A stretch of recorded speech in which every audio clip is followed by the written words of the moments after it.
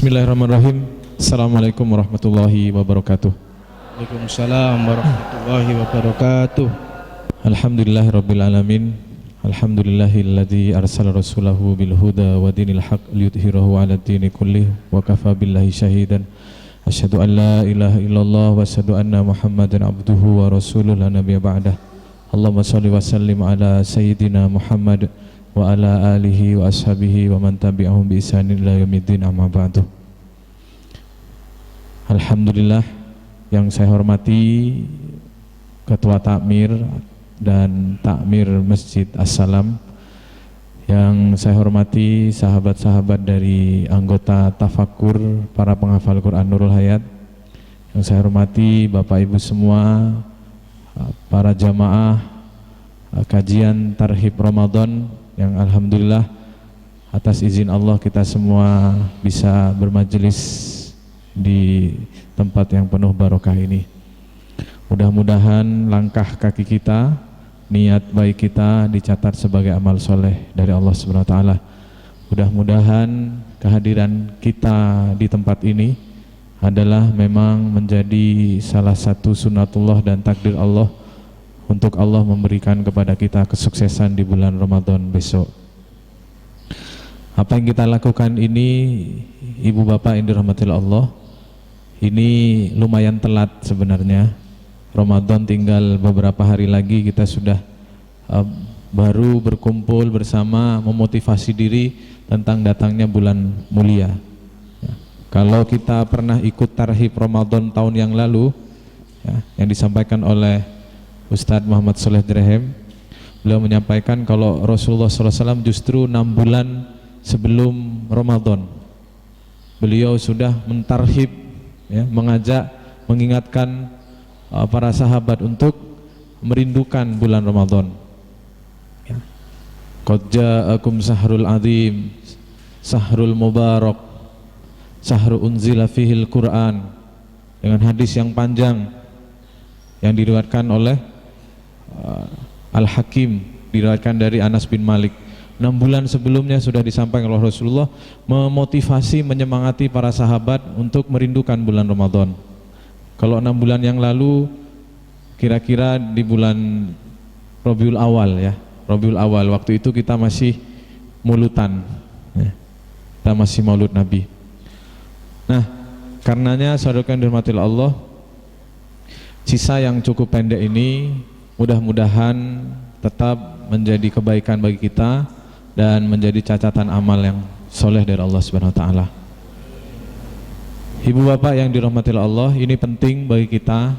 Kalau kita mau menyambut tamu, kalau dulu kita ibu-ibunya yang sudah berkeluarga dulu mau menyambut lamaran dari calon suami, kita berdebar-debar, kita tidak bisa tidur, kita nunggu kapan waktunya, kita mencoba menggunakan pakaian terbaik kita.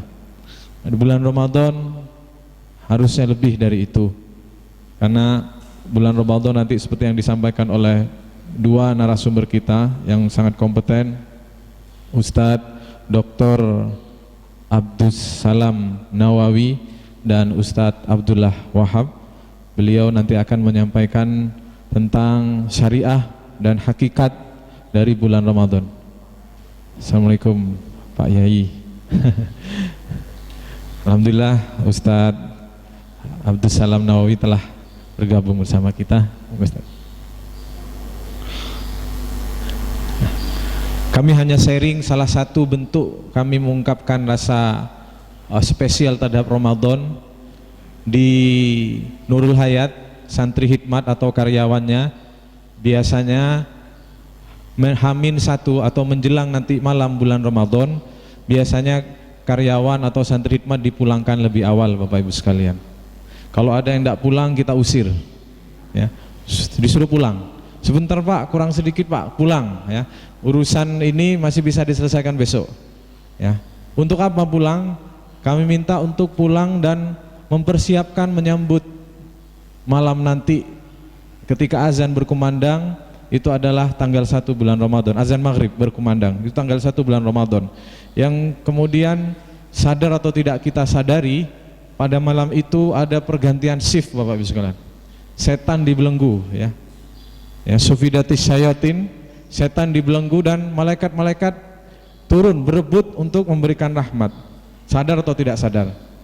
Nah, saat malaikat turun memberikan rahmat untuk berebut dengan senang menyampaikan rahmat kepada makhluk di muka bumi karena bulan Ramadan, jangan sampai kita dalam posisi kurang elegan karena kita lagi nyuci piring di dapur, kurang elegan karena kita lagi ngurusi pekerjaan duniawi kita.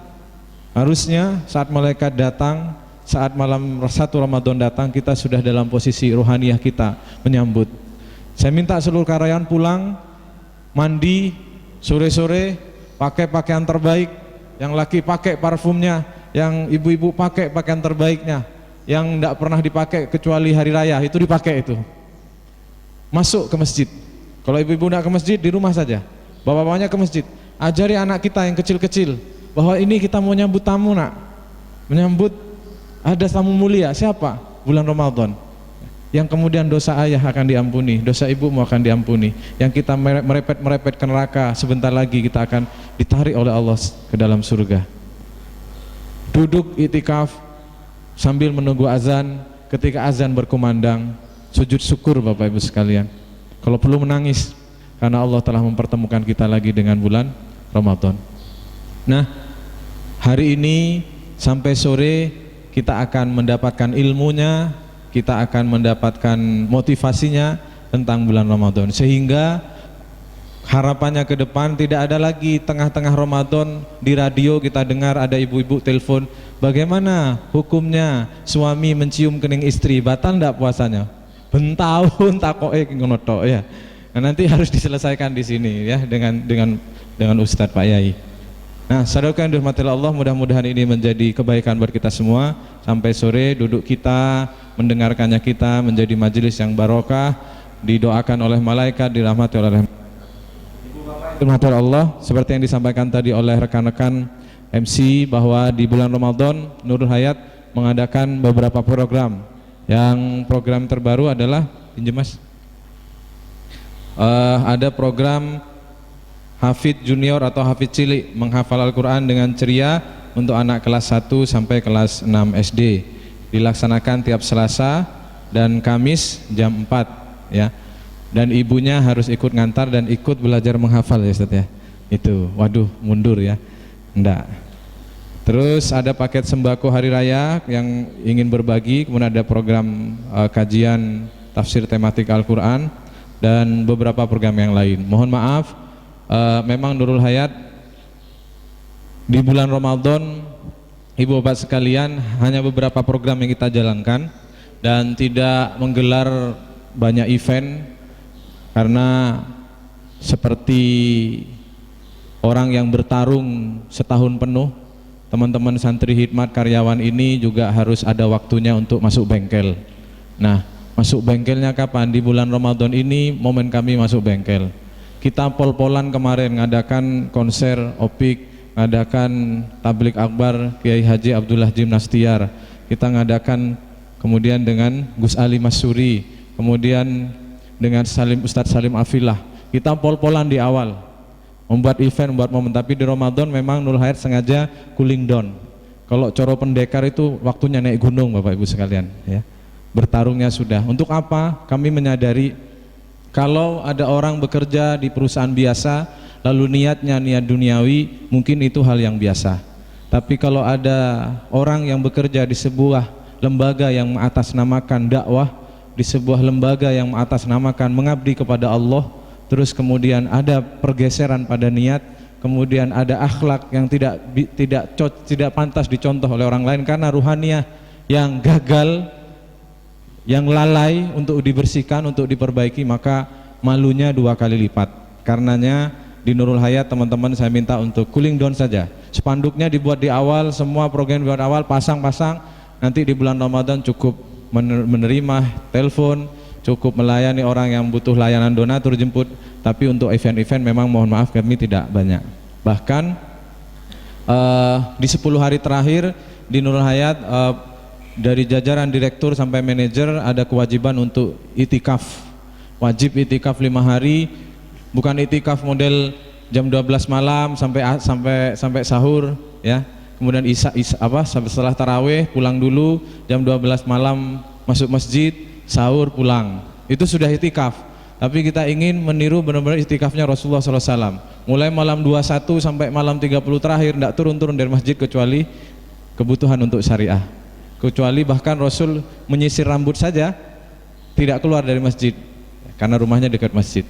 Nah, kita di Nurul Hayat, rekan-rekan para pimpinan di manajemen yang laki-laki, kita anjurkan untuk off dan beritikaf penuh ya. Meraih energi, keberkahan, keikhlasan, ketulusan, dan itu menurut saya penting bagi kami.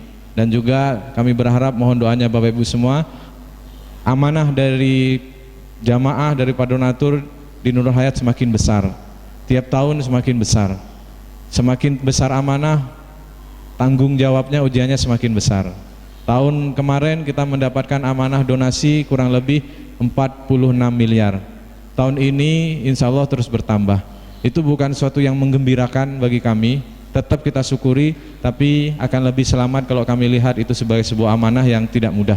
Karenanya bukan hanya kepintaran akal, tapi mudah-mudahan kita tetap diberikan oleh Allah SWT kesadaran bahwa jauh lebih penting dari itu semua adalah kekuatan ruhaniyah kita.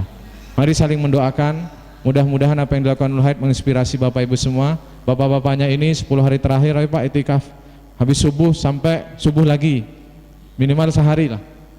Coba, bosen Pak, coba saja. Kalau bosen, itulah jadi ukuran kita. Karena Nabi saja yang hatinya bersih 10 hari berturut-turut beruzlah.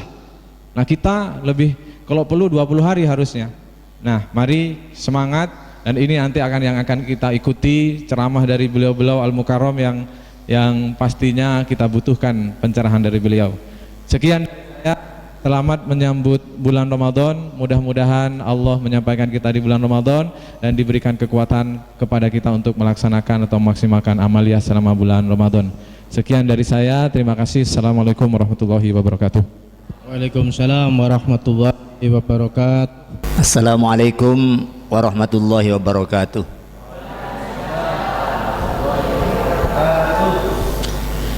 Bismillahirrahmanirrahim.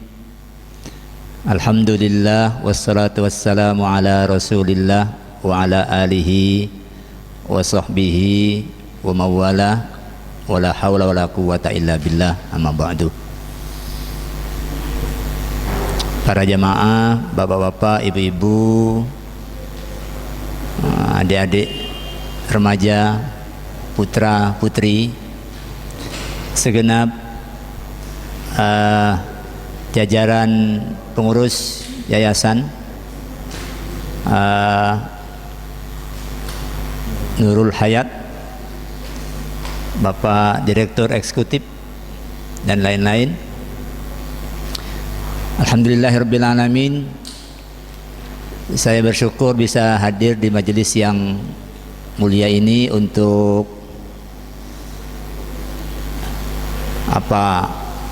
berbagi ilmu, mudah-mudahan bermanfaat. Saya diberi tema fikih Ramadan dan zakat. Saya siapkan ini, saya bikin tarhib Ramadan, lalu saya pilah menjadi 3: fikih takwim Ramadan, fikih puasa dan tarawih, fikih zakat mal ya. Mudah-mudahan tidak terlalu jauh dari yang diharapkan. Ini total ada 8 halaman termasuk halaman judua. Ada 24 halaman termasuk halaman depan ini ya. Nanti setiap bagian itu saya mau jeda, barangkali ada yang perlu klarifikasi untuk tanya jawab ya. Semoga waktunya cukup ya. Baik, kita mulai Ustaz.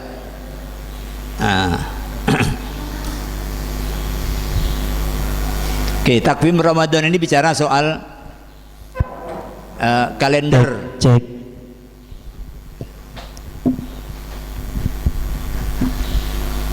Kalender masuknya bulan Ramadan. Di dalam surah Al-Baqarah ini kok 71 ini. Ini 189. Ya, oke.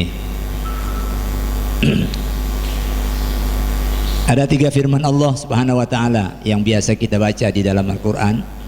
Yang pertama Al-Baqarah 189. Yas'alunaka 'anil ahillah. Mereka bertanya kepadamu Muhammad tentang hilal-hilal. Kul, katakan olehmu, jawab olehmu, hiya mawaqitu linnasi wal hajji. Hilal-hilal itu adalah acuan waktu bagi manusia dan bagi pelaksanaan ibadah haji. Ini kalau yang ditanya kita nggak paham. Nabi aja ditanya, Nabi nggak paham. Nunggu jawabannya diberikan langsung oleh Allah. Jawab Muhammad, jawabannya itu didikte. Jawab, hiya mawaqitu linnasi wal hajj. Di ayat berikutnya, kalau Allah menyebut hilal, di ayat berikutnya Allah menyatakan wal qamara qaddarnahu manazila hatta 'ada kal urjunil qadim. Ini di surah Yasin. Dan rembulan telah kami tentukan posisi-posisinya hatta 'ada kal urjunil qadim, sehingga ia kembali terlihat seperti daun tandan yang tua.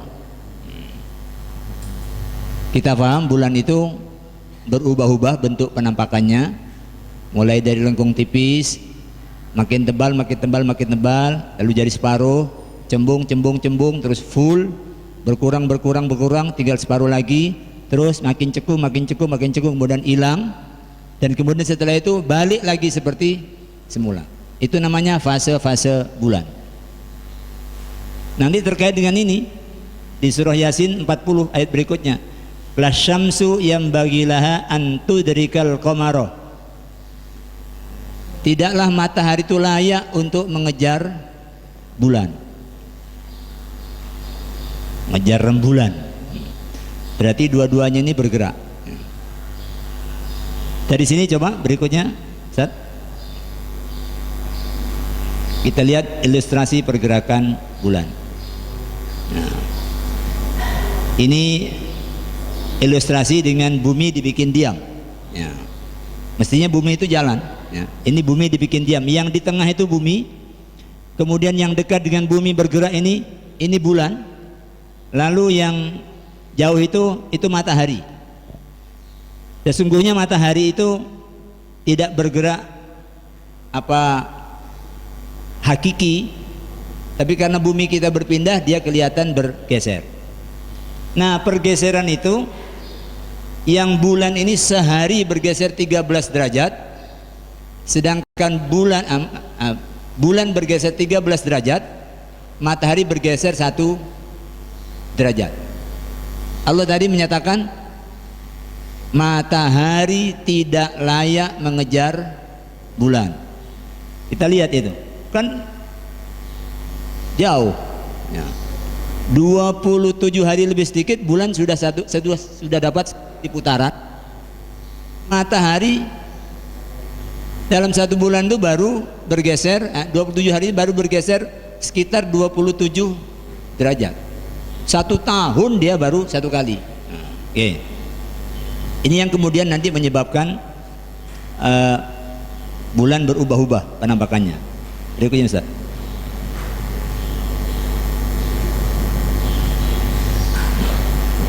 Nah, kalau ini terlalu kurang kontras. Nah, ya. Oke. Ini ada 4 posisi bulan terhadap matahari yang sini ya, matahari yang sebelah sini ini. Itu semua permukaan bulan yang menghadap ke matahari, dia itu menampilkan cahayanya secara penuh. Tetapi Di posisi ini bulan posisinya membelakangi matahari, maka yang tampak adalah bagiannya yang gelap seperti ini. Ketika dia geser ke sini sudah mulai muncul seperti sabit hilal, ada mulai. Ketika sini sudah mulai kelihatan lebih besar. Ketika berada di sini itu purnama, berada di sini dia tinggal separuh, dan seterusnya. Begitu setiap bulan.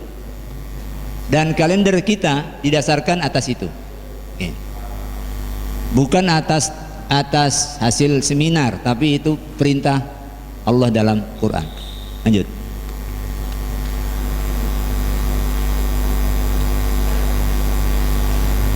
Ragam konsep hilal di Indonesia.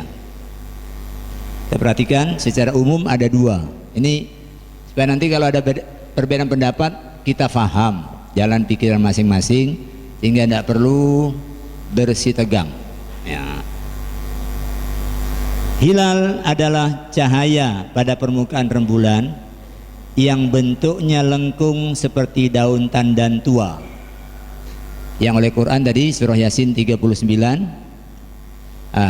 Yasin 40 dinyatakan hatta ada kal urjunil qadim. Seperti ini, ada bentuknya lengkung. Ya.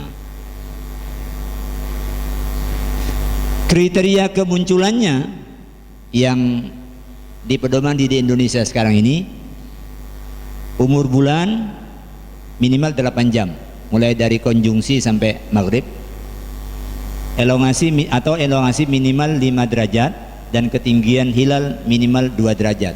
Itu baru muncul lahir yang namanya sabit hilal. Ada konsep lain yang dinyatakan Muhammadiyah, yaitu hilal adalah piringan rembulan. Nah, jadi tidak ada kaitannya dengan cahayanya, pokoknya piringan rembulan. Walaupun peteng sepenuhnya, asal piringan itu belum terbenam di saat matahari terbenam, maka itu namanya sudah hilal. Jadi, tanggal 29 Sya'ban matahari terbenam, kok bulan belum terbenam, berapapun selisihnya, walaupun selisih hanya 1 menit, bagi Muhammadiyah itu sudah hilal. Bagi yang lain belum, karena yang lain mensyaratkan tingginya minimal 2 supaya lahir yang namanya sabit yang dikenal dengan hilal. Ini yang menjadi penyebab, salah satu penyebab yang paling umum di Indonesia perbedaan pendapat di kalangan ormas-ormas Islam. Tapi bagaimana dengan Ramadan yang akan datang? Kita lihat.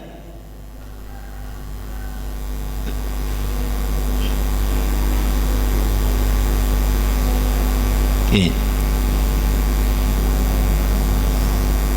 Pada hari Selasa, sekarang Ahad ya, Senin, Selasa, pukul 21:07, berarti sudah malam hari, sudah malam masuk malam Rabu. Ini baru terjadi ijtima. Ijtima itu gampangannya bulan dan matahari berada di satu arah. Kalau matahari ada di atas, bulannya juga di atas. Matahari ada di timur, atau matahari ada di barat, bulannya di barat. Itu namanya berijtima. Karena bulan kan cepet ya. Ibarat orang ngelilingi lapangan, satunya jalan kaki, yang satu lari. Nanti ada saatnya yang lari itu berjejer dengan yang jalan kaki. Nah, itu namanya dia lagi ngumpul. Nah, itu baru terjadi pada pukul 21:27. Sehingga Selasa saat terbenam matahari, umur bulan yang tadi minimal 8 jam, umur bulan belum lahir, bulannya belum lahir. Minus 3 jam 20 menit. Ketinggian hilal minus 2 derajat 27 menit 52 detik. Sehingga pada 16 Juni piringan rembulan sudah terbenam lebih dahulu daripada piringan matahari.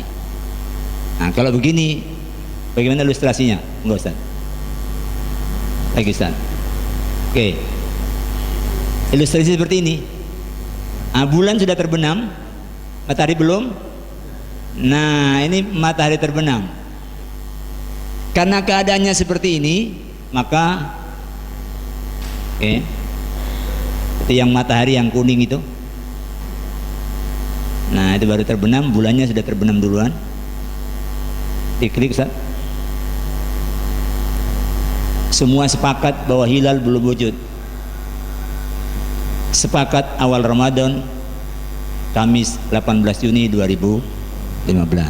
Ya. Jadi tidak ada kemungkinan beda pendapat di kalangan ormas besar Islam. Tapi kalau yang kecil-kecil, kan ada ormas-ormas kecil, ada yang bentuknya toriko, bahkan di Jombang itu ada ketua takmir jadi ulul amri sendiri untuk jamaahnya di masjid itu ada. Bahkan di Krian itu ada yang menentukan tanggal itu untuk dirinya sendiri ya. Indonesia ini ulul amrinya bisa sangat banyak kalau sudah urusan Ramadan, Syawal, Dzulhijjah ya. Berarti yang tadi digambarkan Pak Direktur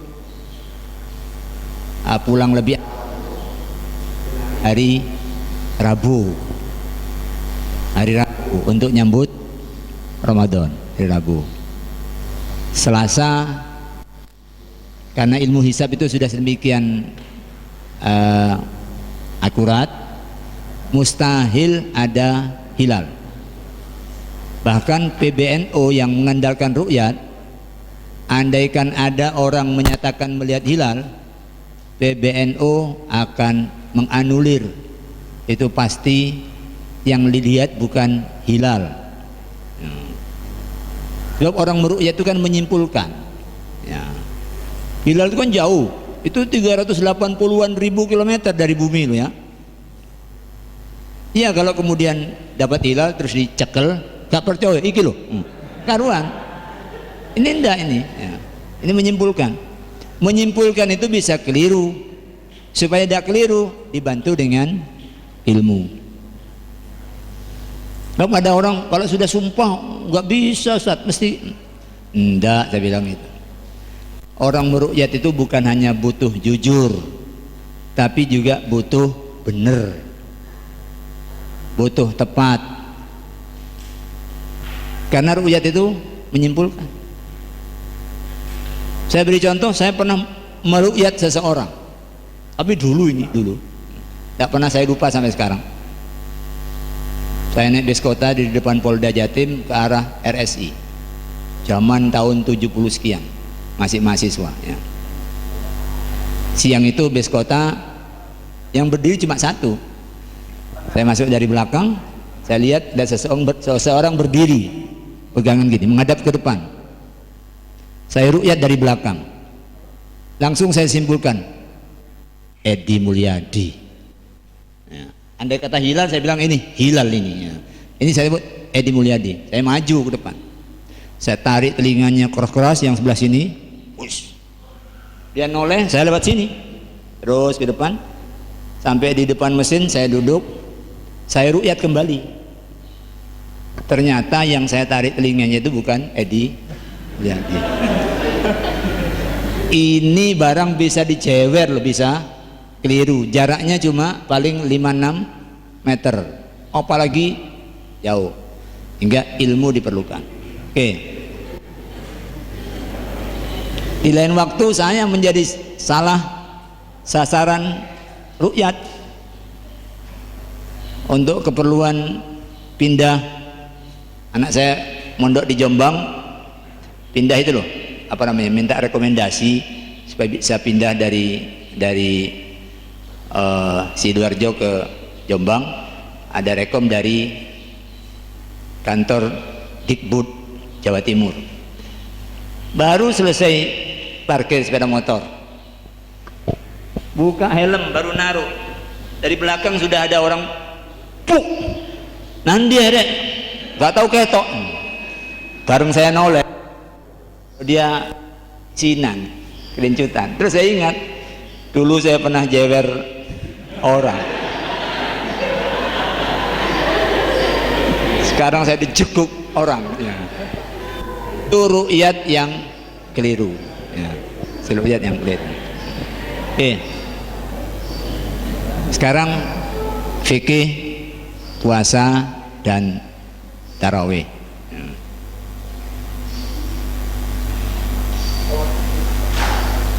Ini cuplikan pidato Rasulullah di akhir bulan Sya'ban. Ya ayyuhan nas, wahai manusia, innahu qad adzallakum syahrun mubarak, sesungguhnya akan menaungi kalian suatu bulan yang diberkati. Fihi lailatun, di dalamnya terdapat suatu malam, khairun min alfi syahrin, yang lebih baik dari 1000 bulan. Sorry, saya buka dulu barangkali yang soal apa takwim Ramadan tadi ada yang ingin tanya. Kalau ada yang ingin klarifikasi, saya persilakan.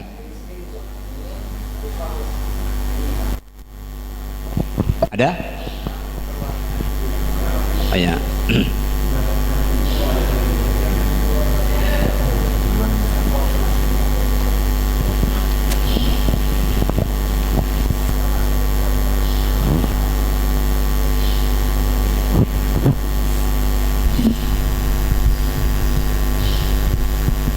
Waalaikumsalam Ustaz.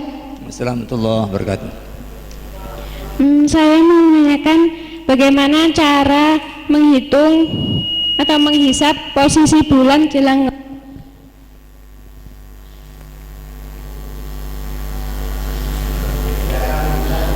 Ya, cara menghitung.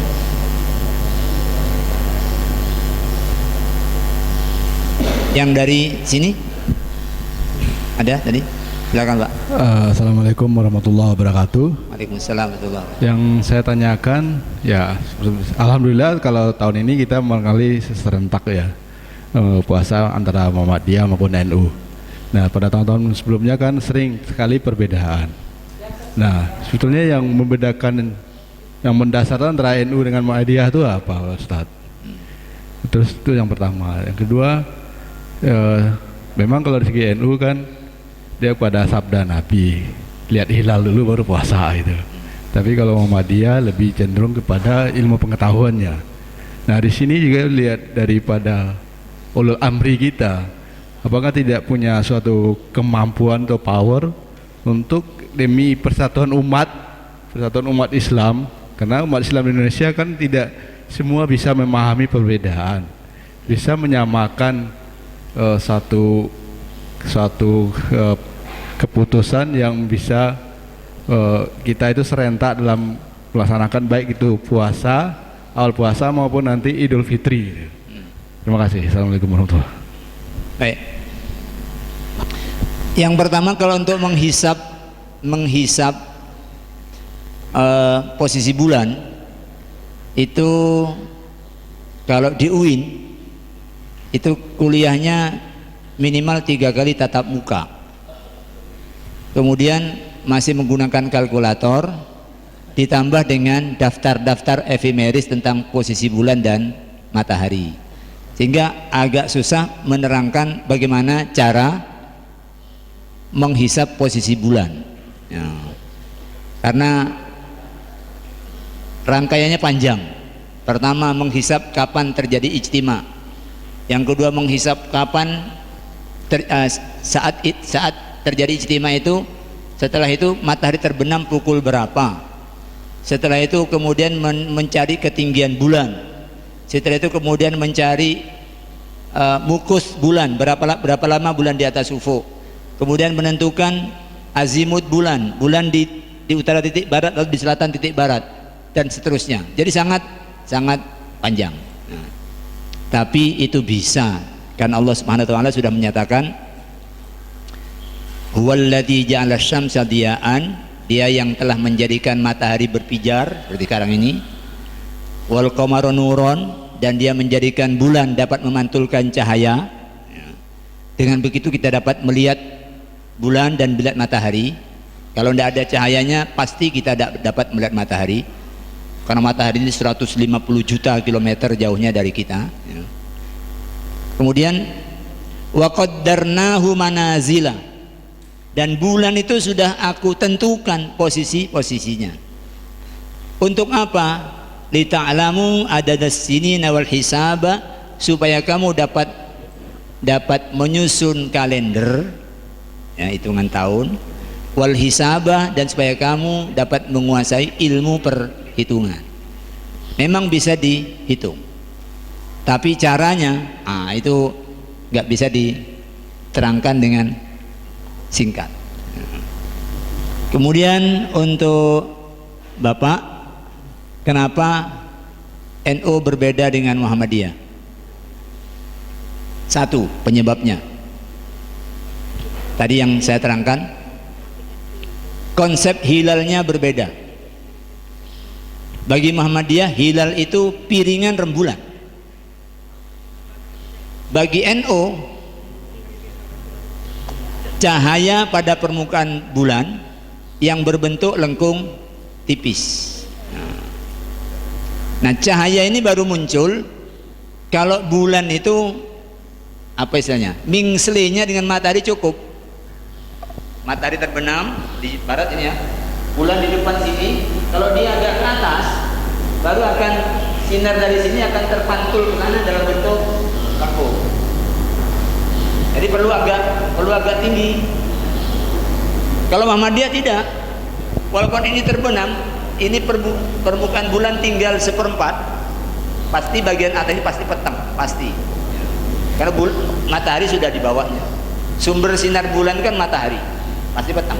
Bagi Muhammadiyah itu sudah wujud hilal. Bagi NU yang wujud itu qamar, bukan hilal. Qamar itu rembulan, bukan hilal. Itu salah satu penyebabnya. Apakah tahun ini terjadi? Nanti Pak, terjadi. Tapi bulan Dzulhijjah. Siap-siap bulan Dzulhijjah kita akan menghadapi realitas awal Dzulhijjah berbeda. Muhammadiyah akan jatuh pada tanggal 14 September, yang NU, Persis, yang lain-lain akan jatuh pada tanggal 15 September. Nanti hari tasyriknya beda. Ya, itu yang beda. Ya enggak apa-apa. Enggak apa-apa. Tidak ada yang bid'ah. Karena pemahaman terhadap dalil agama itu, kalau benar dapat pahala 1, pahala 2, kalau salah dapat pahala 1. Kalau bid'ah itu neraka, Pak. Yang mana yang bid'ah? Ya kalau ada orang ngaku nabi baru terus bikin syariat baru, itu baru bid'ah. Kalau urusan kunut dak kunut itu hanya persoalan pemahaman terhadap dalil. Sing bener itu loro, sing salah itu siji, kedua-duanya sama-sama masuk surga. Gak percaya? Buktikan nanti. Yang tidak masuk surga itu yang tidak sholat subuh, atau yang tukaran perkara kunut.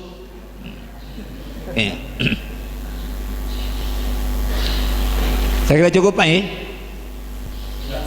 Apa itu? Oh, yang pemerintah. Ya. Ya. Tadi sebenarnya saya singgung sedikit. Di Indonesia ini terlalu banyak ulil amri. Di tempat lain ulil amri itu satu, Pak. Kita kalau ke Mekah, ulil amri kita satu. Mulai dari Amirul Hajj, pimpinan Ormas, pimpinan Orpol, para kiai, para ustadz, pimpinan KBIH.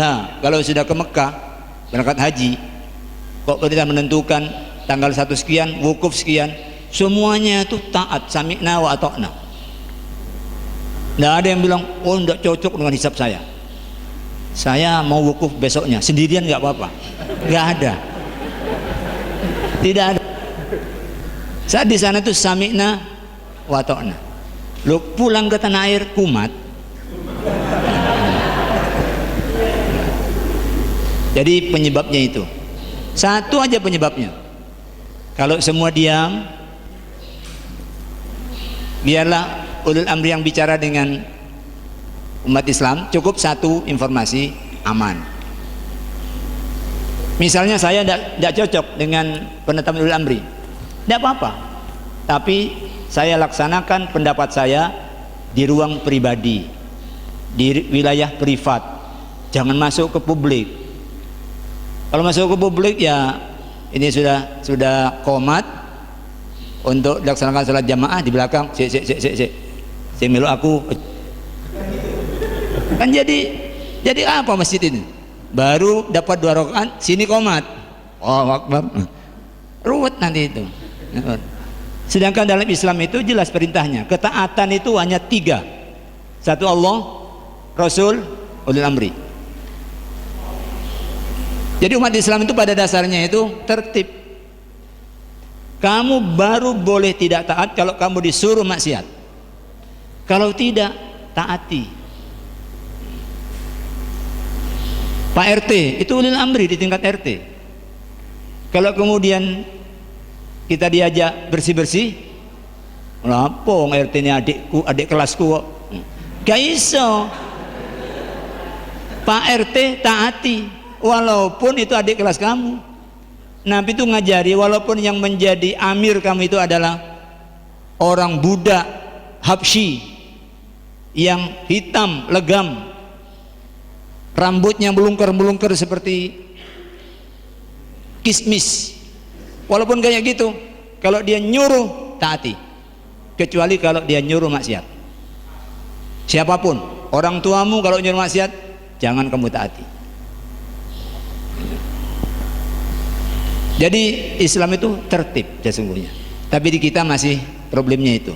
Sekarang sedang terjadi diskusi antar yang muda-muda, NU, Muhammadiyah, Persis, kalangan-kalangan itu, bagaimana ini memecahkan kebuntuan ini. Memang semua menggugat, mestinya ormas itu jangan menjadi ulil amri sendiri. Udahlah masuk ke sistem isbat, nanti hasil rapat situ, hadis sidang itu diumumkan, yang lain diem, setuju atau tidak setuju. Dalam urusan ini kan DPR lebih dewasa, partai politik lebih dewasa. Kalau sudah diputuskan di DPR itu, yang kalah voting ya terima aja itu. Tapi kita doakanlah, mudah-mudahan ada saatnya nanti elit-elit ormas itu mau legowo untuk tidak, NU tidak mengeluarkan ikhbar, Muhammadiyah tidak mengeluarkan maklumat, Persis tidak mengeluarkan surat edaran, ya diam semua lah ya. Hingga nanti kalau cuma ada satu kalender hijrah di Indonesia, aman kita. Kalau begini saya habis pulsa banyak Pak. Karena dia tanya, kapan Ramadan? Nah, tapi itu rasanya nggak marem kalau nggak tanya. Apalagi nanti kalau perbedaan pendapat, wah itu terima telepon itu nggak mari-mari ya. Coba kalau kalendernya satu, oh tenang, orang sudah cukup melihat kalender sudah selesai. Saya kira cukup kita akhiri yang sesi ini, masuk ke fikih puasa tarawih. Faradallahu siyamahu, kata Nabi Muhammad, Allah memfardukan puasa pada bulan Ramadan itu. Ini berselaras dengan yang Allah nyatakan dalam Al-Baqarah 185. Syahrul Ramadan, yang di dalamnya Al-Quran diturunkan sebagai hudan untuk manusia dan penjelas di antara petunjuk dan yang sebagai penjelasan terhadap petunjuk itu, dan furqan pemisah antara petunjuk dan kebatilan. Ini faman syahida minkum syahra falyasumhu, barang siapa yang hadir di negerinya pada bulan itu, maka hendaklah dia berpuasa. Wa man kana maridun, dan barang siapa yang sakit, au ala safarin, atau sedang dalam safar perjalanan, fa'iddatun min ayyamin ukhur, maka silakan dihitung, tinggalkan puasa, dihitung jumlah harinya, nanti diganti di hari yang lain. Allah menghendaki kamu mudah. Wala yuridu bikumul usra, dan Allah tidak menghendaki kesulitan untuk kamu. Walitukmilul iddata, dan sempurnakan hitungan. Jangan ngentit. Ya. Kadang-kadang yang meninggalkan puasa itu enggak. Saya punya anak saya sendiri itu tidak hati-hati urusan puasa yang ditinggalkan, karena haid kan tidak puasa. Terus, kamu punya utang berapa? Nggak pernah bisa jawab. Ini kan sembrono ini. Utang sama Allah kalau tidak ditulis. Wong utang sama orang aja harus ditulis. Ini nggak ditulis. Kalau sudah nyaur, masih kurang berapa? Nggak tahu. Perintahnya, sempurnakan hitungan. Walitukabbirullah, besarkan Allah, ala ma hadakum, atas petunjuk yang telah Dia berikan kepadamu, wala anlakum tashkurun, dan agar supaya kamu bersyukur. Ayat berikutnya, Ustaz. Kita lihat ini. Nanti kita dapat melihat dari ayat ini apa sesungguhnya yang khas Ramadan. Uhilla lakum lailatas siyami arrafathu ila nisaikum. Dihalalkan atas kamu pada malam Ramadan itu berkumpul dengan istrimu, bukan istri tetangga, istrimu. Hunna libasul lakum, istrimu itu adalah pakaian buat kamu, wa antum libasul lahun, dan mereka adalah dan kamu adalah pakaian buat mereka. Alimallah annakum kuntum takhtanun anfusakum, Allah itu tahu bahwa kamu tidak dapat menahan nafsumu hingga malam hari. Persilakan.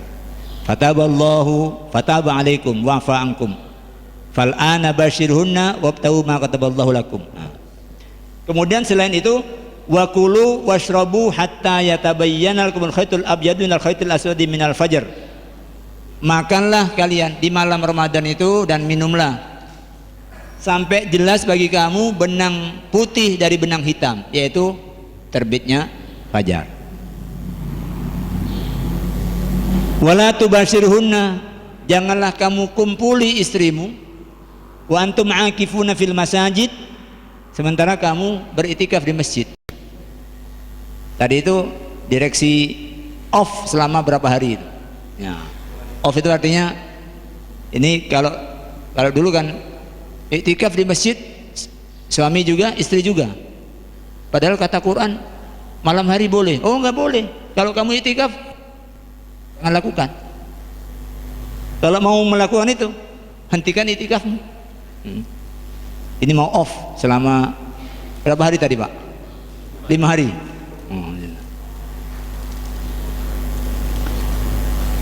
Tilka hududullah, inilah had, batasan dari Allah. Fala taqrabuha, jangan kamu dekati.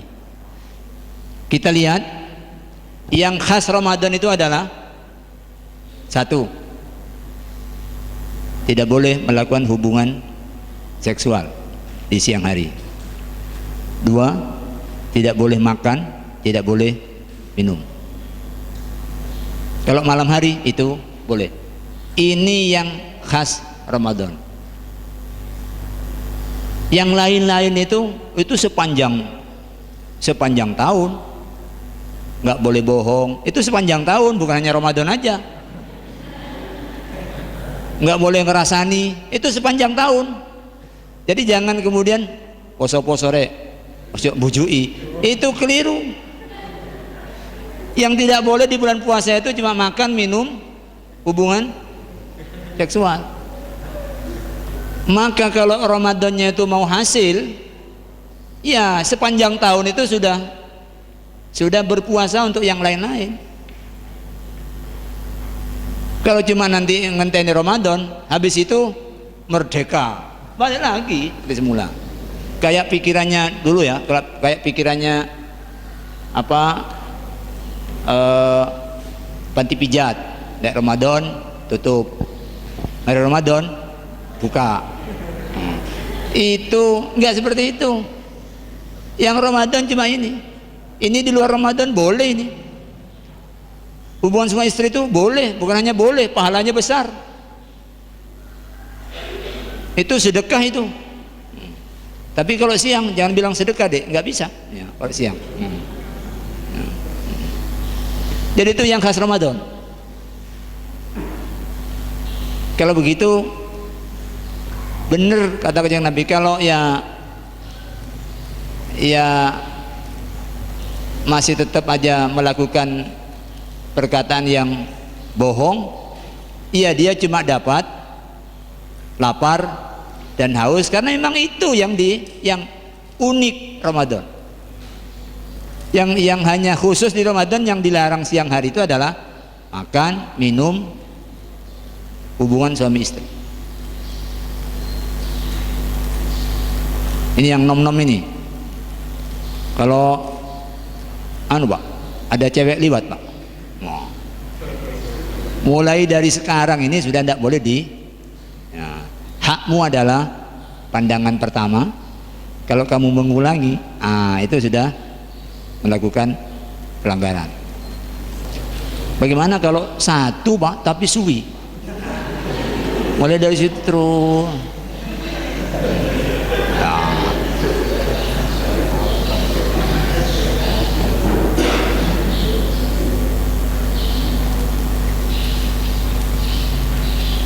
Jadi itu khas Ramadan itu.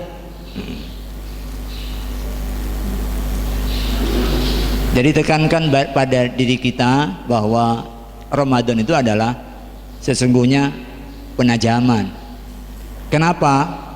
Ini adalah dua kebutuhan yang paling dasar dari setiap manusia, yang paling kuat menentukan kehidupan orang. Satu, syahwat perut, makan minum. Dua, syahwat di bawah perut. Itu yang paling dominan. Mulai dari makhluk yang paling primitif sampai yang paling maju, itu dua hal yang paling dominan, paling kuat dalam kehidupan seseorang.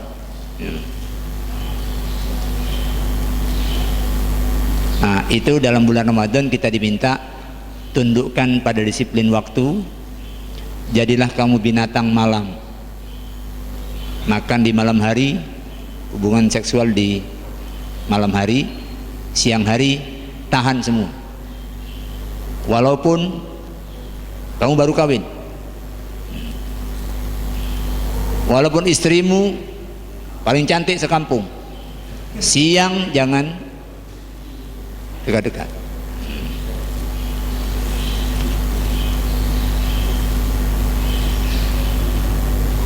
Kalau lihat ini kan ringan, iya ringan, tapi kalau kita ambil substansinya, ini adalah didikan untuk mengendalikan kebutuhan perut dan bawah perut. Karena yang kejahatan di mana-mana itu sumbernya dari dua itu. Sumbernya dari dua, kebutuhan perut, kebutuhan di bawah perut. Orang bisa menguasai aset yang besar, kepingin ini, kepingin ini, kepingin ini, punya perusahaan banyak, itu asal usulnya dari kebutuhan perut, makan minum. Tapi kalau dengan puasa, orang bisa sugih, bisa kaya, perusahaannya bisa banyak. Nurul Hayat bisa buka di mana-mana, buka di Bandung, buka di Medan, buka di Makassar. Tapi itu bukan untuk mengabdi buat perut. Untuk perut itu sekedar dipenuhi dengan cukup. Setelah itu manfaatkan untuk Karena kita memang tidak boleh melupakan kehidupan dunia ini, nggak boleh. Wala tansa nasibaka minad dunya, jangan kamu lupakan bagian kamu di dunia. Tidak boleh. Kalau kita melupakan itu, terus tidak kawin, nggak punya anak. Kalau nggak punya anak, habis. Ya. Terus tidak makan, mati. Dua ini adalah hal yang paling pokok dalam eksistensi manusia hadir di muka bumi.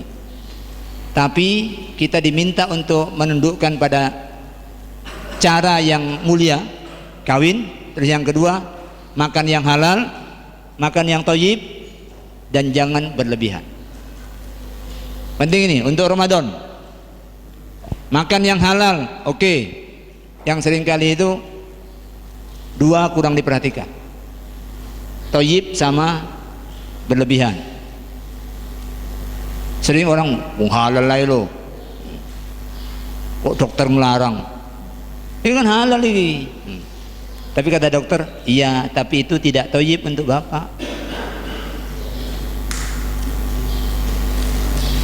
Kalau tidak thayyib, berarti melanggar saran dokter, itu berarti melanggar perintah Allah. Sudah tahu loh kalau makan nongko mencret, ada nongko, bismillah, iki halal, iki halal, tidak thayyib loh untuk sahabat, dia mencret lagi, lagi thayyib. Terus yang ketiga, jangan berlebihan.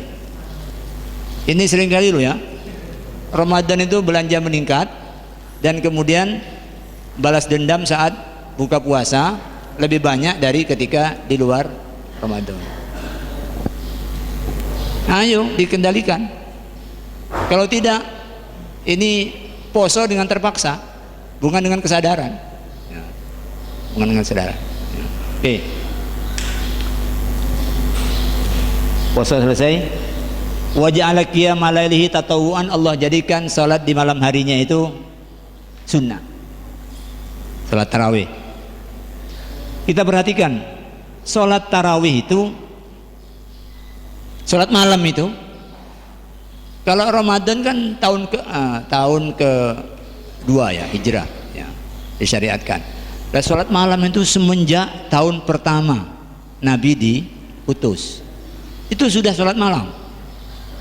Sebelum ada salat fardu, perintah awalnya adalah salat malam. Ini, ya ayyuhal muzammil, wahai orang yang berselimut, qumil laila illa qalila, bangunlah di malam hari kecuali sedikit.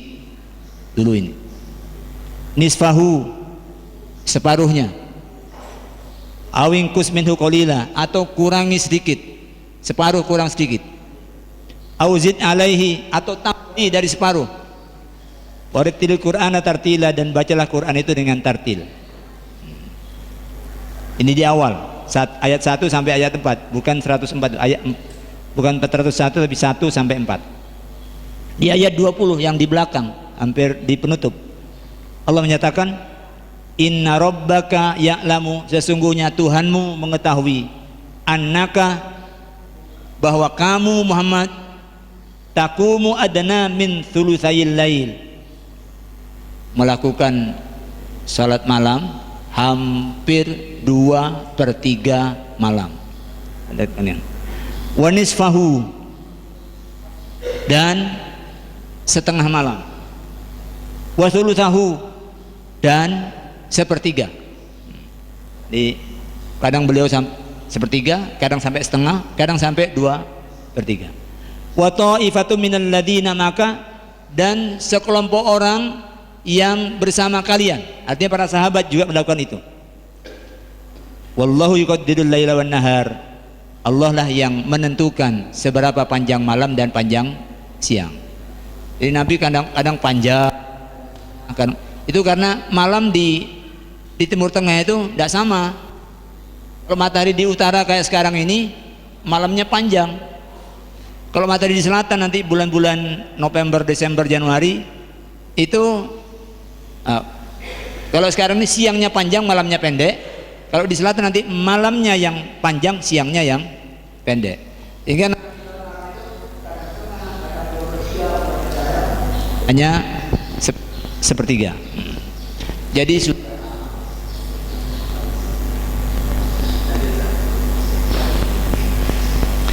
nah di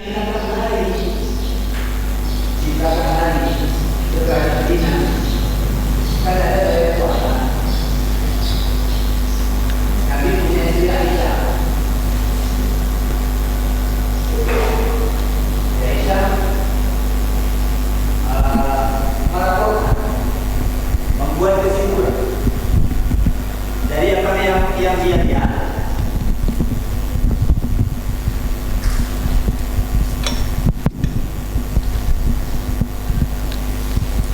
Dari yang dia lihat, kata dia, Rasulullah itu makana yazidu fi Ramadan wala fi ghairi ala 11 raka'atan. Menurut kesimpulan Aisyah, Kanjeng Nabi itu di Ramadan maupun di luar bulan Ramadan itu tidak pernah lebih dari 11 rakaat. Beliau sholat arba'an, 4 rakaat. Jangan kamu tanya bagaimana bagusnya dan panjangnya. Kemudian sholat lagi 4 rakaat. Jangan kamu tanya bagaimana bagus dan panjangnya. Kemudian beliau sholat 3 rakaat. 4 baru 3. Ini laporan Siti Aisyah. Perhatikan teksnya itu, beliau tidak pernah lebih. Berarti pernah kurang? Iya, dengan sendirinya pernah kurang. Siti Aisyah pernah menggambarkan beliau hanya sholat 3 rakaat. Pernah 5, pernah 7, pernah 9. Ini laporan Aisyah. Sahabat yang lain melaporkan pernah Rasulullah sholat 13.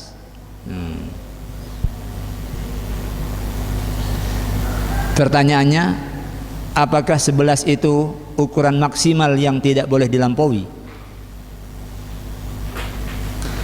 Angkatan kaum muslimin yang hidup bersama dengan Nabi tidak ada yang punya kesimpulan bahwa 11 itu adalah maksimal. Tidak ada. Salah satu buktinya ini yang dibawa. Anna Umar bin Al-Khattabi amara rajulan yusalli bihim 20 raka'atan.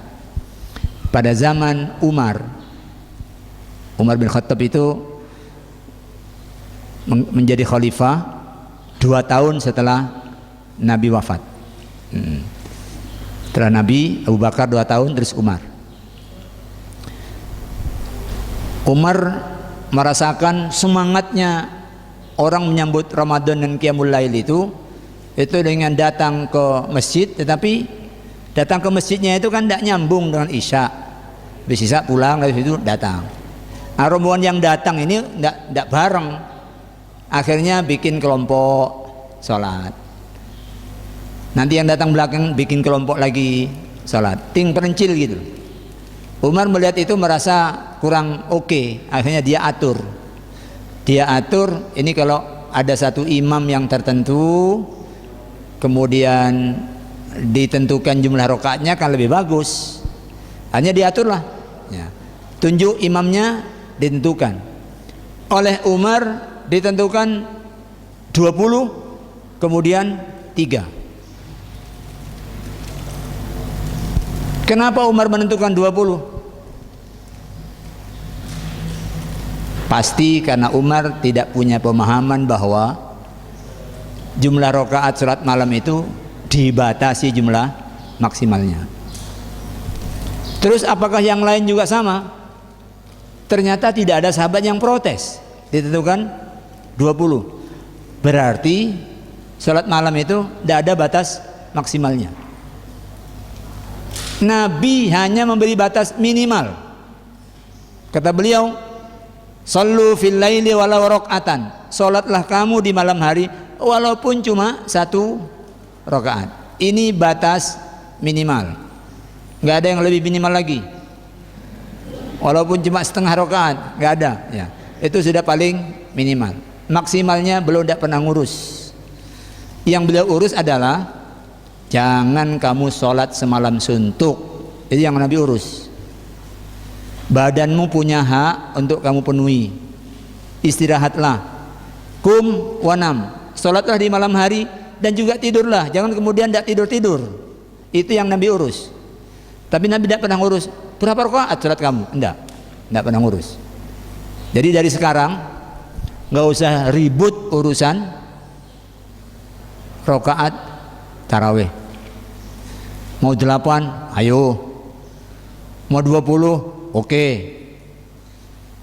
Kalau zaman Imam Malik dulu praktek kira-kira setelah hampir sekitar 80-90 tahun setelah Nabi wafat, Hijriah, kira-kira 50 tahun setelah Nabi wafat, di Mekah itu orang sholat tarawih habis sholat tawaf 2 rakaat, terus sholat tawaf. Setelah selesai tawaf sholat lagi, habis sholat tawaf lagi. Tapi tawaf dulu ya, bukan tawaf sekarang. Dulu orangnya sedikit, jadi tawafnya cepat selesai. Karena Ka'bah itu cuma kira-kira 12-11 meter aja dindingnya itu. Jadi mungkin ini lebih besar ini, ya lebih besar masjid ini. Jadi 7 kali itu cepat selesai sholat. Imam Malik yang umroh ke Mekah, wah kalau di Mekah orang bisa sholat tarawih terus diselesai dengan tawaf. Kalau di Madinah kan nggak ada Ka'bah, akhirnya pulang ke Madinah, beliau mengubah di Madinah yang tawaf di Mekah itu diganti dengan 2 rakaat. Akhirnya menjadi 38 rakaat. Zaman Imam Malik di Madinah. Beliau adalah tabi'in. Ya. Nggak ada yang ribut. Nggak ada yang ribut. Kalau plus witir 3 menjadi 41. Di Indonesia kok banyak orang ribut. Ramadan tukaran soal. Nggak usah ribut. Dulu ada di Jalan Ayani ada masjid, ya. Rebutan imam. 20 sama 8 rebutan imam. Polda sampai turun tangan. Lo yang tidak taraweh di depan kan ada jual nasi goreng, jual bakpo, itu nggak apa-apa, dia aman. Lo yang di masjid tukaran. Jadi yang 8 silakan, 20 silakan. Kalau saya masuk ke 20 ya saya salat 20, masuk 8 salat 8. Saya belum dapat yang sholatnya tanggung-tanggung 15, 17 guru ngono. Ya. Barangkali Nurul Hayat mau memulai yang tanggung-tanggung gitu loh. Kalau nanti ada 3 macam kan tidak ribut. Ya. Katanya istri itu kalau 2 ribut, kalau istri 3 enggak, karena musuhnya sudah tidak jelas ini yang mana. Jadi dah, biar Ramadan kita itu tidak terganggu, ukhuwah tetap terbina dengan baik. Masukkan pemahaman baru, sholat malam tidak ada batasan jumlah rakaatnya, tapi Rasulullah tidak suka kalau kita semalam suntuk sholatnya. Badan kita punya hak untuk istirahat. Kalau kamu sedang ngantuk, tidurlah. Kalau capek, ngatuk, lungguo. Itu ajaran Nabi. Ya, karena itu Nabi pernah 3, pernah 5, pernah 7, pernah 9. Cuma Aisyah menyimpulkan kok maksimalnya menurut pandangan Aisyah kok 11 gitu. Tapi kan kesimpulan Aisyah. Tapi intinya tidak ada batas. Oke. Saya kira yang fikih Ramadan ini, ya, ada yang ingin diklarifikasi? Ada pertanyaan berkenaan dengan? Oh ya, silakan. Ada di belakang.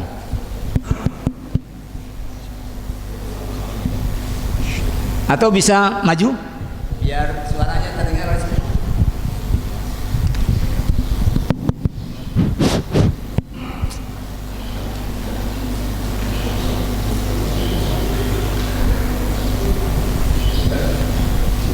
Bunyi.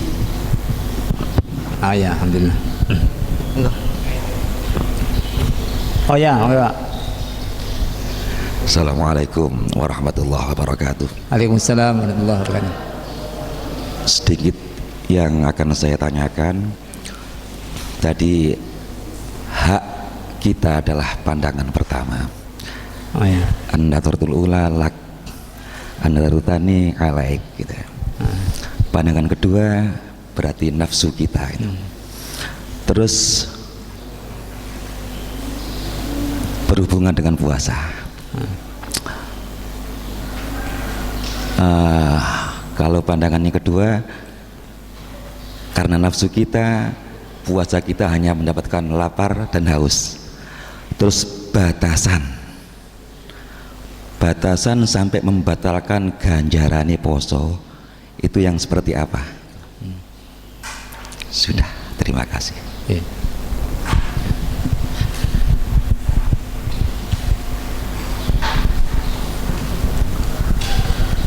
Yang lain?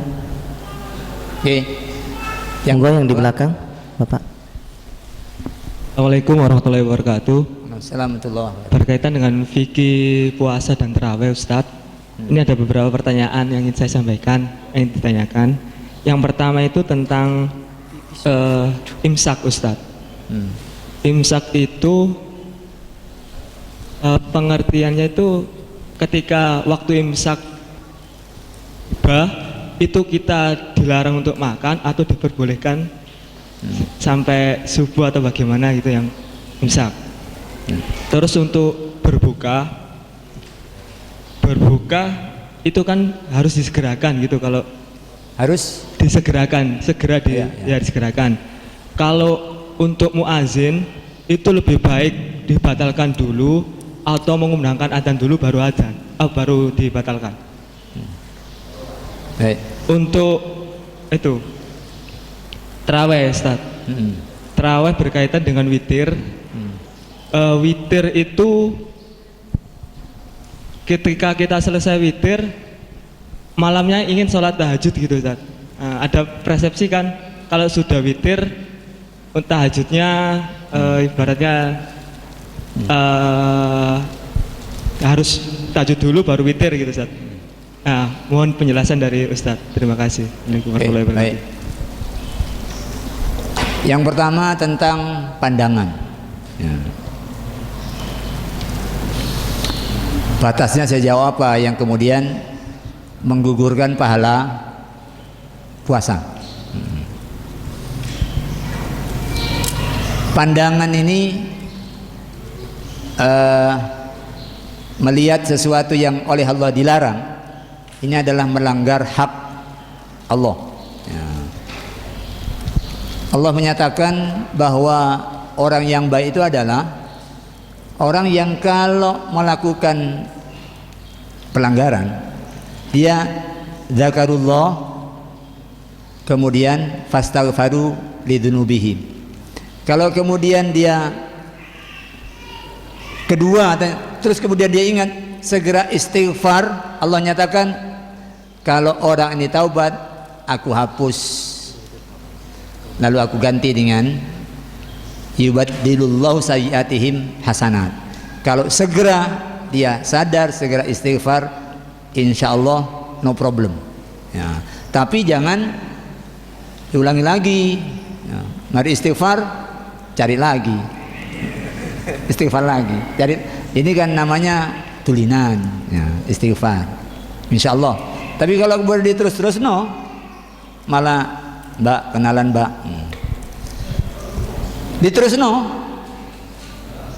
jalan-jalan ke mall Mbak, wah ya ini yang al-abrasu itu ini ya. Puasanya tidak ada gunanya ya, tidak ada gunanya. Orang keliru itu biasa, tapi orang yang baik begitu tergelincir dia balik lagi ke jalan yang benar. Orang yang tidak ada salahnya itu nggak ada. Nabi Adam aja salah, lalu diajari oleh Allah, fatalaqqa Adamu min rabbihi kalimatin fataba alaihi. Kita juga begitu, ada nafsu, ada apa itu bisa aja tergelincir siapapun. Tapi kan yang jadi ukuran nanti adalah tutup bukunya itu loh. tutup api apa elek? Tutup bukunya itu husnul khotimah atau su'ul khotimah. Itu yang kita sangat berharap. Berusaha terus jadi orang baik sampai ujung, mudah-mudahan kita tetap jadi orang baik. Amin, Allahumma amin. Yang kedua, dari imsak, buka sama tarawih dan salat malam. Imsak itu maknanya menahan, ngeker. Ya. Perintahnya di Quran sampai terbit fajar. Ya. Terbit fajar sekarang itu kan sudah bisa dihitung, karena itu sesuatu yang terjadi terus seperti itu, ada perubahan-perubahan tapi tertib dan teratur. Ya. Sudah bisa dihitung. Karena Allah menyatakan tilka hududullah fala taqrabuha, itulah batas-batas dari Allah, jangan kamu dekati. Maka di Indonesia ada ijtihad untuk subuh kurang 10 menit itu sudah dikasih aba-aba imsak. Ya. Itu maknanya ayo apa sing rokok ayo dang leren. Ya. Sing mangan ayo dang mari. Ya. Jangan terus urung adzan ae terus no. Ternyata speakernya gak muni, moro-moro komat. Nah, komat. Ya. Jadi itu masih boleh, tapi segeralah mengakhiri. Ya, segera mengakhiri supaya kita tidak dekat-dekat nanti kemudian katut. Masalahnya subuh itu yang ada di jam sholat itu jam itu sudah diundur sekitar 2 menit. Kenapa diundur? Karena waktu sholat biasa diberlakukan untuk wilayah kota atau wilayah kabupaten. Menghisapnya di pusat kota, tapi garis batas kota sampai wilayah barat masih sekian kilo. Supaya seluruh kota ini masuk, maka subuh ini diundur supaya seluruh kota itu masuk waktu subuh. Nah, kita posisi di mana? Perbatasan barat atau di tengah atau di timur. Nah, supaya aman sebelum masuk garis finish itu sudah berhenti, jangan sampai lewat. Nah, itu Mas ya. Yang kedua, segera berbuka. Ini ajaran Islam. Kalau sahur suruh agak akhir, kalau buka suruh agak cepat, karena Allah tidak menghendaki kamu sulit. Jangan terus mentang-mentang aku sih kuat, kok jam 11 saya aku buka. Ini bukan urusan kuat-kuatan. Ini Allah menghendaki badan kamu itu terjaga. Ini urusan kuat, ada yang lebih kuat dari kamu, yang mogok makan itu bisa sampai belasan hari tidak makan, tapi itu haram. Ya. Puasa nyambung itu haram, bukan ajaran Islam. Ya. Kalau muadzin baiknya buka dulu atau adzan dulu? Buka dulu, sebab adzan itu maksudnya adalah manggil orang sholat. Loh, yang dipanggil itu loh, itu masih takjil dulu. Ya misalnya takjilnya cuma seteguk 2 teguk air, kan paling makan 5 detik selesai. Ya, no problem. Jadi yang bagus takjil dulu baru adzan. Karena wayai orang poso antara adzan dengan iqomah itu jangan cepet-cepet, rotok dikasih waktu sedikit, agar orang ada kesempatan untuk, kecuali kalau orang-orang sudah dipanggil ke masjid sudah menyiapkan takjil. Ya. Kalau di Masjidil Haram takjilnya bukan hanya minum, atau komplit. Ya. Ada yogurtnya, ada rotinya, ada kurmanya. Ya, buko. Ya, buko. Kemudian untuk witir, Nabi pernah menyatakan ij'alu akhir salatikum fil laili witron. Jadikan salat kamu di malam hari akhir salatmu itu witir. Ya. Ini satu riwayat. Tapi untuk sahabat-sahabat tertentu Nabi itu menyuruh salat witirlah kamu sebelum tidur. Salah satunya Abu Hurairah dikasih wasiat oleh Nabi, sebelum tidur witirlah kamu. Karena Nabi kadang orang tua kalau sudah tidur kemudian lalu ngorok lalu sampai liwat ya. Maka atas dasar ini ada hadis Nabi yang menyatakan la witroni fil lailah, tidak ada dua witir dalam satu malam. Silahkan bagi yang mau hati-hati witir dulu setelah tarawih. Nanti ketika ada waktu di akhir malam mau nambah sholat malam, silakan tambah sholat malam, tapi jangan witir lagi. Cukup satu witir dalam semalam. Tapi kalau yakin betul seperti Umar, yakin betul bahwa nanti akan bangun tidak males ya, maka lakukan witir di akhir. Tidak ikut witir ketika nyambung dengan tarawih, witirnya nanti di akhir malam. Itu bagus. Tinggal kondisi masing-masing. Kalau nawaitunya kendo-kendo ya, awalnya engkau tak sholat tahajud bareng tangi kok rotok ngantuk ya, bahkan sahur ada pakai wesu, mari ngombe terus turu maneh, nah, hilang. Ini kan niatnya tanggung-tanggung ya. Lebih baik witir dulu. Witir dulu.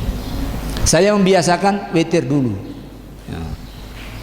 Karena nggak ngerti nanti tangi apa enggak ya. Kan itu ya. Ada kawan saya itu jam 11 baru tidur, jam setengah 1 istrinya sudah nangis karena dibangunin nggak mau bangun, sudah tidak ada nafasnya dan digunjang-gunjang sudah. Padahal jam 11 dia tamunya baru pulang. Itu urusan bangun. Saya ikut saran Nabi kepada Abu Hurairah, pokoknya setelah Isya salat sunnah lalu witir, sambung terus gitu. Malam nanti sendiri, tapi tidak ada witir lagi. Cukup ya? Tapi ini sudah jam 11 ini, masih ada satu nututi yang fikih zakat mal.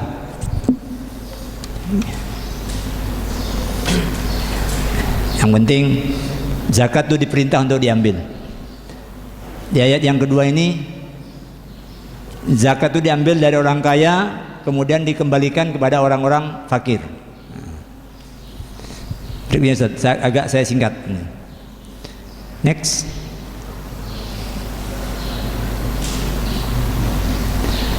Rezeki kita berstrata, tidak sama. Allah menyatakan, wallahu faddala ba'dakum ala ba'din fir rizqi. Allah telah memberikan kelebihan, melebihkan sebagian kamu atas sebagian yang lain dalam hal rezeki. Sama-sama tempat kerjanya, sama-sama jumlah gajinya, tapi rezeki tidak sama. Ada orang kerja suami istri, terus sebelahnya itu kerja suaminya toh. Tapi yang kerja suami toh ini kok lebih makmur dari yang kerja suami istri.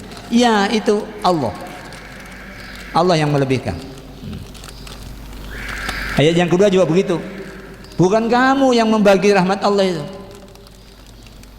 Kata Allah, kami yang membagi. Kami yang membagi. Oke. Ada strata. Lanjut. Mungkin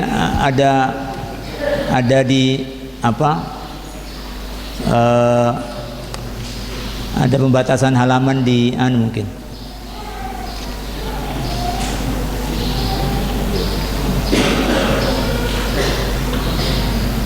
Oke, sudah ditampilkan tampilan, ambil cuma tengahnya dibesarkan, bawah itu tambahi, bawah kanan Nggak bisa tampil dia. Nggak bisa tampil.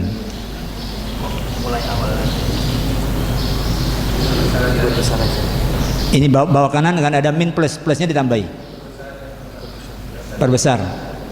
Kanan. Oke. Ya. Pintu rezeki. Pintu rezeki secara umum itu ada dua, ada makasabtum, ada ma akhrajna lakum minal ardi. Usaha sama yang Allah keluarkan dari bumi. Ya. Yang tergolong usaha, yang nomor satu adalah penguasaan benda-benda mubah. Benda mubah itu benda yang belum ada pemiliknya. Misalnya angin, udara, sedot, masukkan ke kompresor. Nah ini miliknya yang nyedot, yang di kompresor itu. Jangan kemudian, wah ini kan ngambil milik kita, ini milik umum. Terus saudara datang, ngumpo terus pergi. Ini melanggar hak. Yang di kompresor itu miliknya yang nyedot. Kalau kamu mau ngumpo, ya ditiup sendiri, tiup sendiri. Ya. Yang kedua, kalau sudah menjadi milik seseorang, jalan yang kedua adalah melakukan transaksi, akad. Arloji milik saya, bapak punya, ibu punya dolar. Terus, Ustaz, arlojinya boleh saya beli. Berapa bu? 500 dolar. Ini belinya lebih murah kok bu dari itu. Tidak apa-apa Ustaz, saya senang arlojinya. Oke, 500 dolar milik saya, arloji jadi milik ibu. Ini transaksi. Jadi yang sehari-hari banyak kita lakukan. Yang ketiga, at-tawalludu minal mamluk, pengembangbiakan harta milik. Punya ayam 2, 1 jantan, 1 betina. Dibiarkan dia hidup berdua. Setelah sekian bulan, loh, kok kemudian tambah ayam kecil-kecil? Ya. Ayam kecil-kecil itu miliknya yang punya induk itu. Jangan ditanya, Mbah, tuku ayam piro wingi ku? Loro nak. Situ lanang, situ wedok. Sing cilik-cilik gak tuku, Mbah. Ya ndak nak. Oh berarti iki tuku mbah iki. Iki nakalan, itu punyanya yang berkembang dari miliknya itu milik dia. Ada yang keempat, ini tidak termasuk kasab, tapi ini termasuk jalan untuk pintu rezeki, yaitu kholafiyah, jalur pergantian. Ada orang punya harta banyak terus mati. Kalau orang mati kan nggak bisa memiliki apa-apa. Ini ada penggantinya. Penggantinya ini Allah yang menentukan. Anaknya dapat sekian, istrinya mengganti sekian, ini mengganti sekian. Ini jalur pergantian. Walaupun tidak perlu usaha, ini nggak perlu usaha. Malah kalau usaha malah tidak boleh. Bapak ini udah mati-mati ya. Terus ditukokno baygon. Ayo bapak, ini es-degan pak. Mati bapak. Lu malah yang kesusu usaha yang dapat waris ini terhalang dapat waris. Membunuh menghalang dapat waris. Ini bukan usaha tapi bisa menjadi jalan masuknya rezeki. Terus yang kedua, hasil bumi, jalannya hasil bumi. Keseluruhannya ini ya dapat dari manapun. Kalau kemudian kita tergolong orang yang mendapat kelebihan rezeki, itu nanti kita bisa termasuk wajib zakat. Dari mana infak itu? Perintahnya adalah saldo bersih, bukan saldo kotor. Perintah dasarnya itu loh, saldo bersih. Kalau kita menghitung dari saldo kotor itu tatawu, perbuatan yang baik. Tapi hukum dasarnya adalah saldo kotor, saldo bersih. Nabi menyatakan, kalau kamu fakir, lalu Allah kasih kamu rezeki, gunakan untuk nyonggo awakmu dewe, mangan, pakaian, agar kamu tidak menjadi tanggungan orang. Kalau masih lebih juga, ya dengan keluarga kamu. Kalau setelah itu masih lebih, barulah kamu bersedekah kepada yang lain. Ini hukum dasarnya yang logis, yang masuk akal. Kalau diwalik malah gak masuk akal. Kalau kamu fakir terus untuk duit kayak wong ae. Oh ini malah tidak masuk akal. Wong untuk dirinya sendiri aja dia masih minta.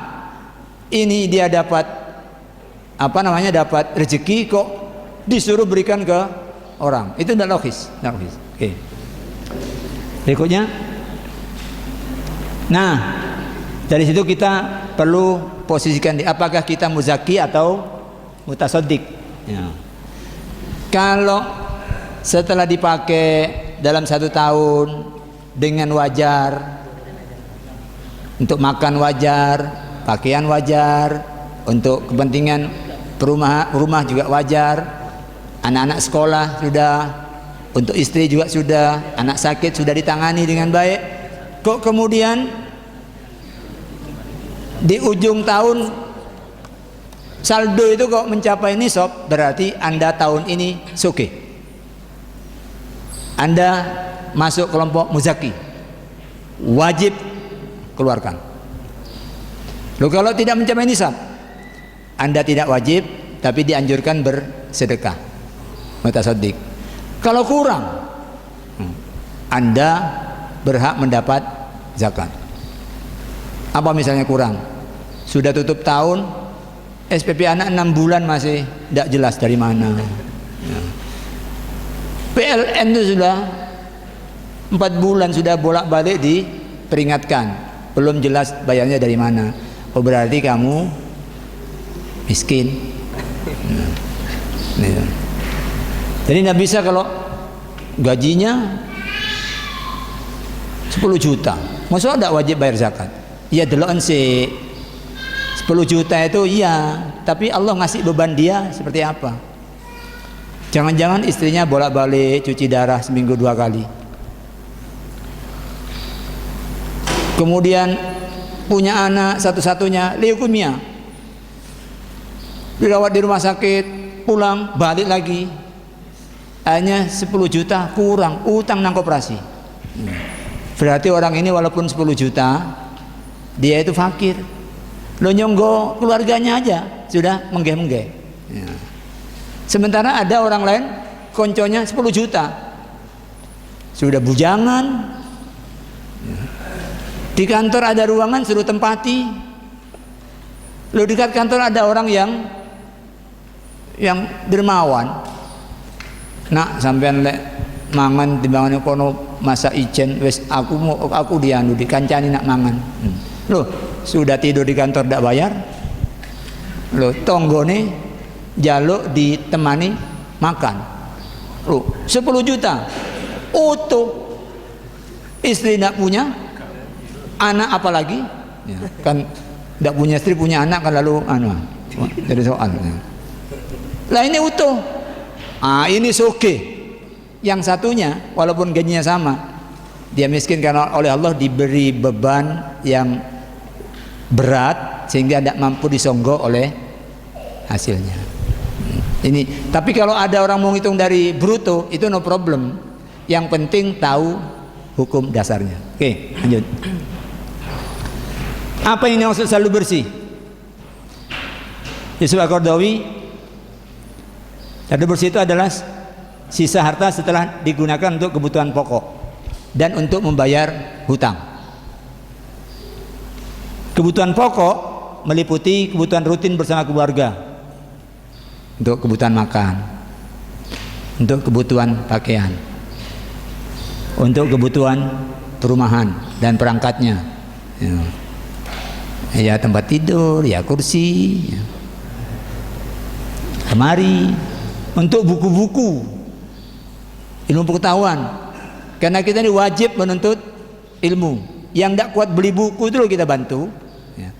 Berarti orang tua yang punya sediakan sendiri buku anak-anaknya. Jangan senak-senak ngenteni bantuan. Ini bapak yang pelit. Jadi bapak jangan pelit. Kalau pelit sama anaknya, apalagi baik untuk orang lain. Makan bapak yo pindang yo, aku sengaja tuku sing cilik-cilik. Pindang siji kanggo wong loro, gak oleh tanduk. Jadi anak itu mangan sambil diawasi hansip. Ini bapak pelit.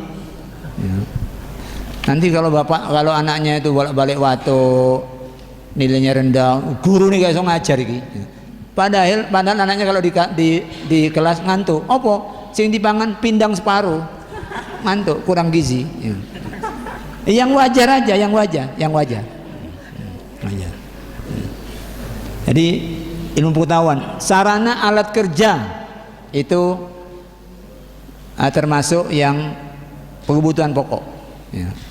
Dan pokok. Kalau jadi tukang ojek, berarti sepeda motornya itu alat kerja.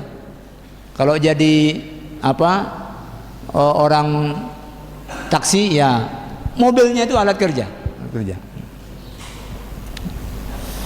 Jadi kalau ini sudah terpenuhi dengan wajar, baru sisanya dihitung. Aku iki wajib zakat atau aku iki mutasaddiq. Muzaki apakah mutasaddiq? Ya. Mari kita tentukan secara jujur. Jangan bujuk sama pangeran. Pangeran itu tahu. Ya. Lanjut. Nisab. Supaya singkat ini, di zaman Nabi sudah memberikan batasan. Kalau berupa dinar kurang dari 20 dinar, Nabi bilang tidak ada zakatnya. Kalau berupa dirham kurang dari 200 dirham, tidak ada zakatnya. Dulu uang itu uang emas dinar sama uang perak dirham. Sekarang jadi uang kertas. Maka emas dijadikan ukuran. 20 dinar itu, kalau yang ini saya kutip, sama dengan 90 gram. Ini yang tengah-tengah. Ada yang di bawahnya 85 gram, Yusuf Al-Qardawi. Ada lagi yang di atasnya 93,64. Tapi saya kutip yang 90. Maka kalau saldonya tadi itu mencapai harga emas minimal 90 gram, katakanlah misalnya 45 juta atau berapa, berarti tahun itu Anda kaya. Kalau tidak, berarti sekedar cukup dengan kelebihan yang tidak mencapai nisab. Bagaimana kalau awalnya kelihatannya kaya tapi menjelang akhir turun? Ya berarti tidak kaya. Saya punya tetangga, Allah cuma ngutus nyamuk untuk menggigit anaknya yang umur 1,5 tahun. Akhirnya demam. Mbak ke dokter, oh ini demam biasa pak. Kok tidak sembuh-sembuh? Ke dokter lagi. Itu masih belum. Kemudian setelah dibawa ke rumah sakit, demam berdarah, 2 hari di situ wafat. Hanya dalam waktu kurang dari seminggu, biaya yang harus dia tanggung tuh anaknya itu yang sudah meninggal itu lebih dari 50 juta. Kalau asalnya tabungan itu sudah tuh, ini maksud suruh tanggung sama tonggo, ya kamu yang nanggung, sisaku nggak ada, ya sudah tahun itu kamu bukan wajib zakat.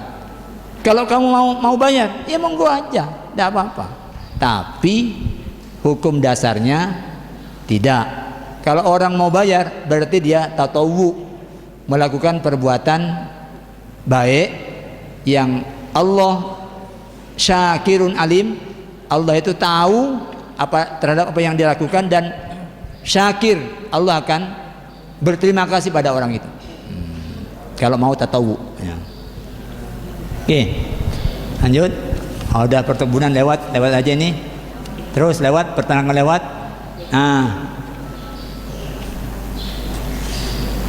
Kalau kita lihat ketentuan dalam hukum Islam itu banyak harta yang tidak ditentukan nisab maupun kadarnya. Misalnya ada orang sekarang ini bunga misalnya, budidaya bunga, budidaya jangkrik, budidaya semut Jepang, itu tidak ada zaman Nabi. Tapi itu menghasilkan uang banyak. Jangan bilang saya tidak wajib zakat. Apa? Iya lek sapi. Iki semut Jepang loh cili-cili. Wajib zakat. Iki orang ini orang medit ini. Medit. Jadi semua yang punya nilai ekonomis gunakan pikiran. Kalau tidak ketemu padanannya, lari ke emas.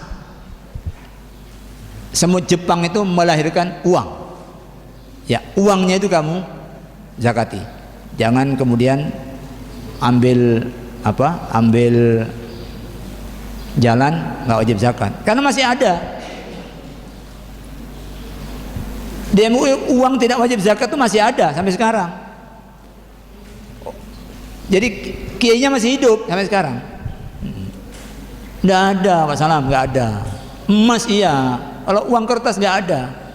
Sampai jangan wajibkan sesuatu yang nggak disebut dalam hadis. Ini kan terlalu nemen. Depositonya 2 miliar kok kemudian dianggap tidak wajib zakat. Tapi akhirnya yang dimenangkan di MUI itu pandangan saya, yang kemudian masuk fatwa. Ya. Karena ada dua narasumber, satu bilang uang tidak wajib. Saya bilang uang wajib karena dulu Nabi pakai dinar. Dinar itu uang. Kebetulan zaman itu uangnya uang emas. Nah di kota itu umumnya kan objek zakatnya kan uang, aset usaha, properti, logam mulia. Untuk menentukan kadar zakatnya, hitung dulu jumlah neto, ya. Dengan mengecualikan harta yang digunakan untuk memenuhi kebutuhan hidup dasar bersama keluarga. Itu tidak maju objek zakat. Sarana mencari ilmu tidak masuk objek zakat. Walaupun perpustakaannya itu koleksinya banyak, itu bukan wajib zakat. Ini adalah untuk ilmu. Sarana kerja dan harta yang dialokasikan untuk pelunasan hutang yang jatuh tempo itu tidak wajib zakat. Selebihnya hitung. Berapa total? Keluarkan 2,5%. Maknanya kalau Allah kasih kamu 40, Allah cuma minta 1 yang disuruh salurkan kepada yang lain. Tapi setan seringkali mengarahkan kita kepada yang 1 itu. Loh, kok banyak? Ya. Dikasih oleh pangeran 1 miliar, yang dikeluarkan itu kan 25 juta. Loh, yang lihat yang 50 juta itu membelalak mata. Loh, kok banyak? Saya kira tidak sebanyak ini. Lupa sama 975 juta yang Allah tinggal. Nah, itulah setan. Ya, setan.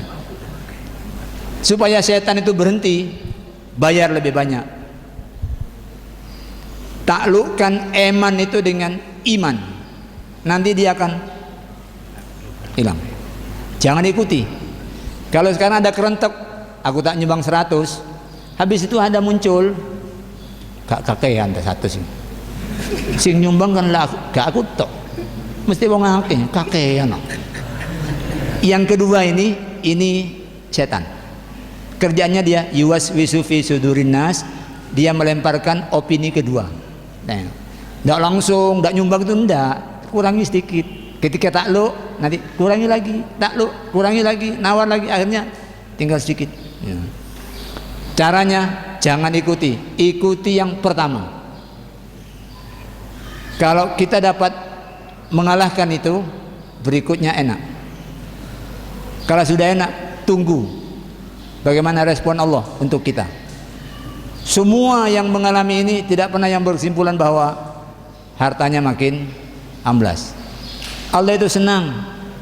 Arek iki kena dibina iki. Tambahi. Oh, kok tambah akeh? Oh iya, tambahin mana, terus gitu tambahin. Akhirnya kemudian dia menjadi apa namanya, selang untuk menyalurkan rezeki dari Allah. Dan itu dilakukan secara kelembagaan oleh Nurul Hayat. Ya, kita harus dukung untuk Nurul Hayat. Kita bisa mengambil pelajaran untuk secara pribadi menjadi jiwa-jiwa apa yang siap berbuat untuk kemaslahatan bersama. Ya. Usaha ada di mana-mana. Saya tanya, untuk apa itu? Untuk kemandirian, Ustaz. Supaya apa yang diamanahkan oleh orang itu nanti tidak habis oleh biaya operasional. Karena Nurul Hayat punya biaya operasional dari usaha sendiri. Ya. Kalau cuma jadi amil zakat yang kemudian hanya ngitung, pokoknya aku itu 1/8, ngumpul hanya buka rekening, orang setor, ambil 1/8, lotung, gak pakai keringet, cuma bondo spanduk-spanduk. Ini kan namanya jadi amil untuk memperkaya diri. Ya. Amil itu punya hak, iya, tapi ingat loh, kerjaan itu adalah kerjaan untuk menjadi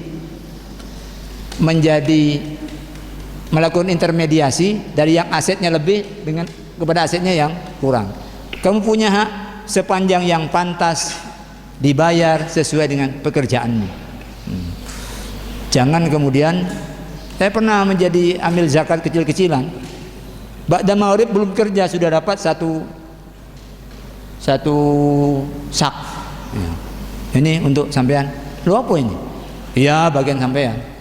Lo kan kita belum kerja. Iya, ambil di. Ya, saya zaman itu terlibat pertama kali. Enggak, saya enggak ambil. Setelah saya betul jalan, ternyata yang punya hak itu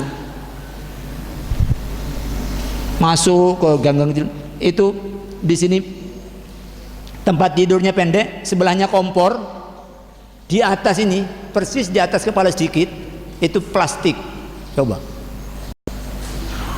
plastik tempat dia berteduh itu.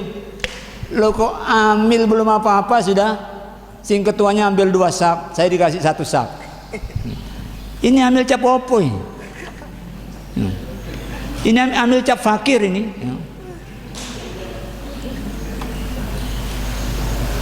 Nah, itu yang kadang-kadang orang antri pakai sepeda motor minta zakat fitrah, kalungnya, alojinya, sepeda motornya anyar, bapak istrinya anak nanti parkir agak jauh, yang maju dulu istri sama anaknya, sudah dapat masing-masing 2, nunggu sini bapaknya yang turun.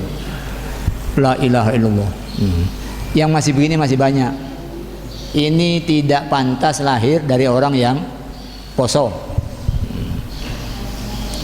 Kok masih tamak, bukan haknya antri. Mudah-mudahan kita diselamatkan oleh Allah dari terjerembab dalam kenikmatan dunia yang membuat kita seperti lupa bahwa ada balasan yang jauh lebih baik di akhirat. Saya kira cukup, tapi ya zuhur kira-kira kurang 7 menit. Ada yang ingin ditanya? Silakan. Oh, banyak ini. Silakan ya. Mana yang duluan?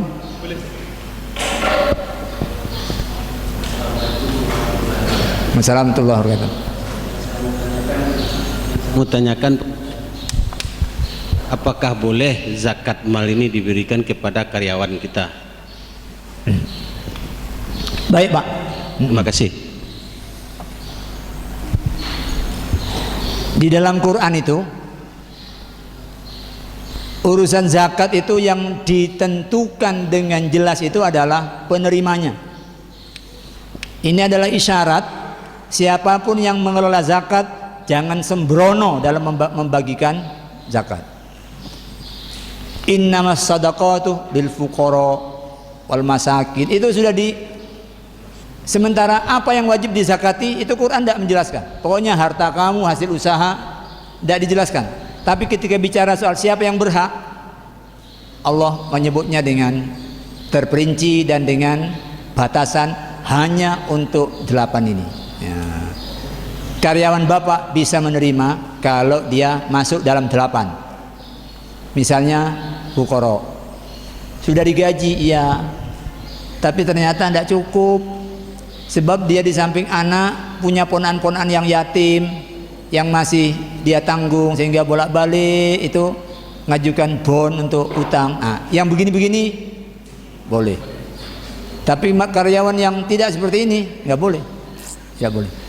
Gitu Bang ya. Berikutnya belakang ini. Assalamualaikum warahmatullahi wabarakatuh. Assalamualaikum. Langsung pada pertanyaan Pak Yai. Yang pertama pada masalah pertanian. Mengingat tadi bahwa pada pertanian itu tidak dikenal haul atau 1 tahun. Begini, pada sebagian daerah itu ada yang mengenal pertanian tada hujan. Pertanian? Tada hujan. Oh, ya. Artinya dalam 1 tahun dia tidak bisa bercocok tanam secara penuh. Bisa jadi dia hanya bercocok tanam hanya 1 kali, setelah itu dia selesai. Kalau sampai nisab dan dia bayar, bisa jadi nggak nyampe setahun sisanya yang ada itu. Bagaimana jalan keluarnya itu ya? Yang pertama itu. Yang kedua begini ya, kebutuhan dasar itu bukankah sekarang ini akhir-akhir ini juga mulai bertambah juga? Artinya ada orang yang menganggap bahwa sebagian orang mobil itu kebutuhan dasar. Terus akan berjalan terus seperti itu, nanti tambah lagi yang lebih mewah jadi kebutuhan dasar. Sebenarnya kebutuhan dasar itu ukurnya seperti apa? Karena kalau dalam satu rumah orang punya anak 4 dan semuanya punya mobil semua, dan itu dihitung kebutuhan dasar, apa enggak termasuk harta yang besar? Dan yang terakhir Pak Yai, sebenarnya sikap amil terhadap wajib zakat itu, sikap amil terhadap wajib zakat itu apakah menunggu atau menjemput?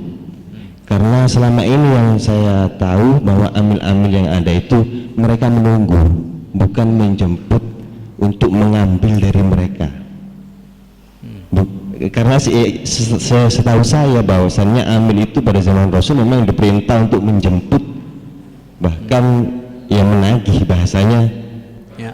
Seperti itu. Tapi yang berlaku di Indonesia selama ini kan yang saya tahu sepertinya menunggu, seakan-akan zakat itu sedekah, bukan zakat. Ya, assalamualaikum warahmatullahi wabarakatuh. Wassalamualaikum warahmatullahi wabarakatuh. Baik. Tadi di tayangan itu sebenarnya ada pandangan ulama yang menyatakan bahwa hasil pertanian itu bukan dari bruto tapi dari neto ya. Artinya kalau dia untuk menghasilkan itu masih pupuk, masih ngutang, bahkan sebagian dari tenaga kerjanya itu kadang-kadang belum dibayar penuh, nunggu nanti panen.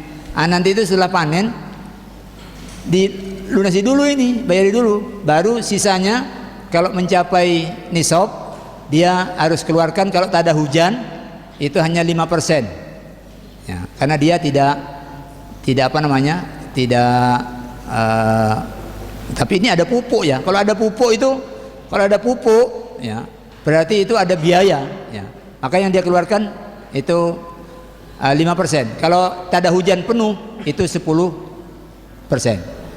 Kenapa ini harus segera dibagi? Karena memang kalau hasil bumi itu yang punya andil besar itu Allah. Orangnya ini tidak seberapa. Beda dengan tukang beca. Kalau tukang beca tidak keluar nggak dapat. Tapi kalau orang nanam, punya pohon, punya itu, walaupun orangnya tidur dia tumbuh terus. Yang menumbuhkan Allah. Maka yang berkenaan dengan ini segera salurkan. Dan Allah hanya minta 1/20 untuk yang pakai biaya. Kalau yang tidak pakai biaya cukup 1. Oke. 1. Terus yang kedua,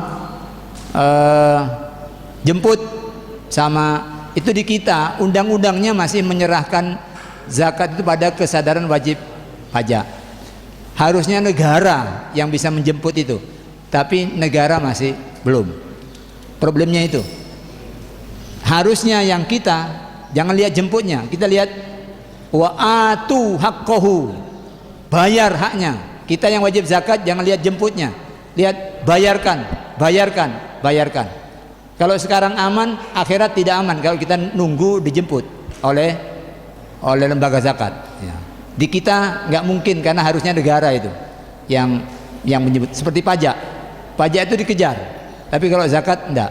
Di kita harusnya memang dikejar. Ya. Terus yang terakhir soal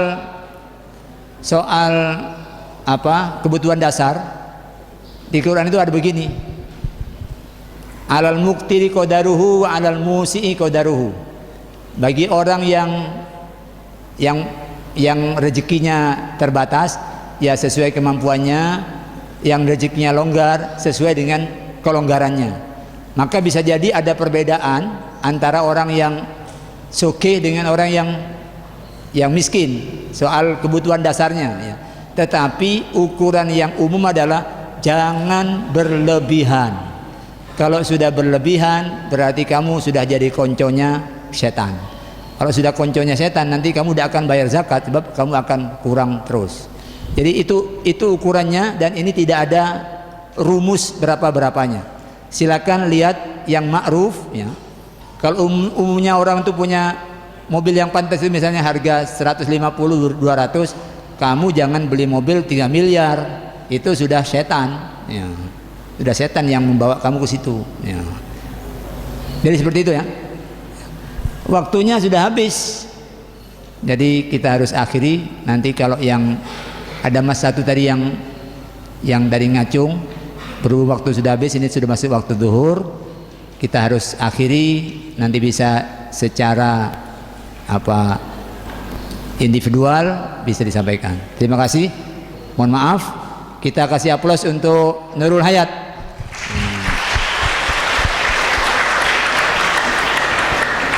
Aku qouli hadza, astaghfirullahaladzim. Wassalamualaikum warahmatullahi wabarakatuh.